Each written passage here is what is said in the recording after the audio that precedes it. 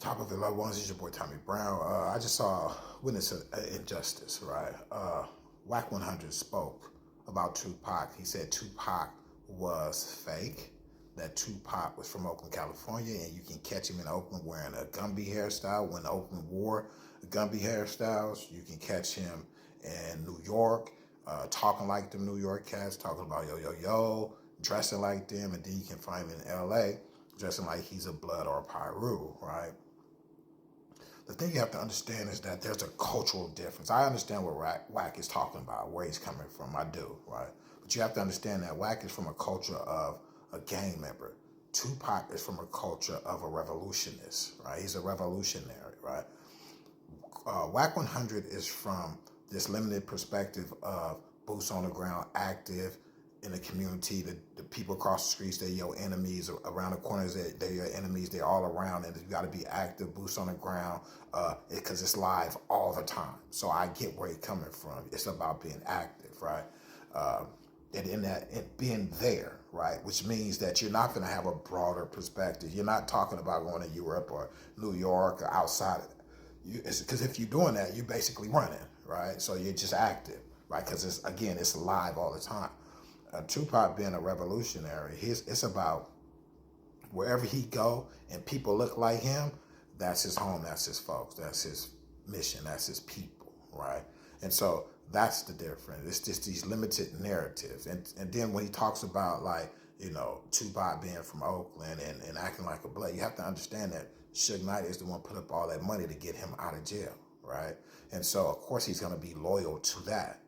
But another thing that they don't speak about is that being from the Bay Area, from Oakland, I'm from Oakland myself, there is this relationship between the Bloods and Oakland, California, the Bay Area in general, that's called bloody water, right?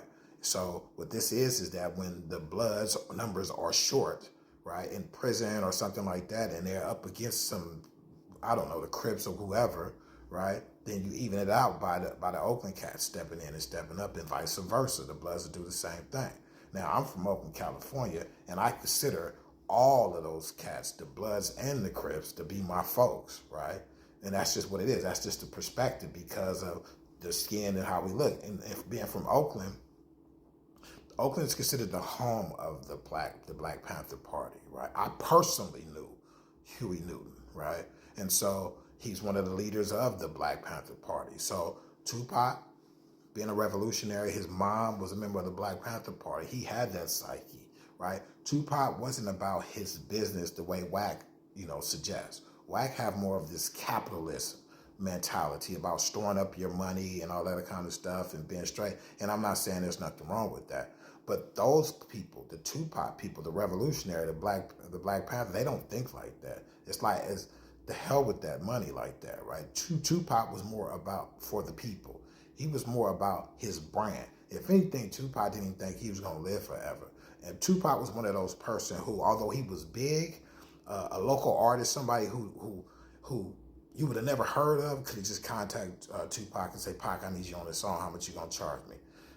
Pac could charge him a couple of $100, and that's that. Looking out, right? Versus these cats who's under these contracts, you can't even get access to your homeboy. He's going to charge you this astronomical amount because he's under paperwork and contract with the industry. And so, he can't do it.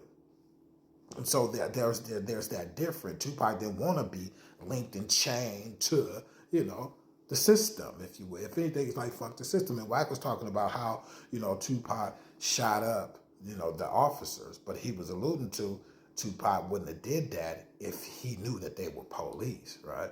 The reason he'd say that is because in that culture that he's from, it's unlikely, it's highly unlikely that they're gonna go after cops, right? There's certain things that's a no-no. And then, yes, you have a homie or so who do something like that, but he's considered off the rocker a bit or something, right? It's not the norm, right? But in the revolutionary culture, it is. It's like, this is what it is. Like, they get it, right?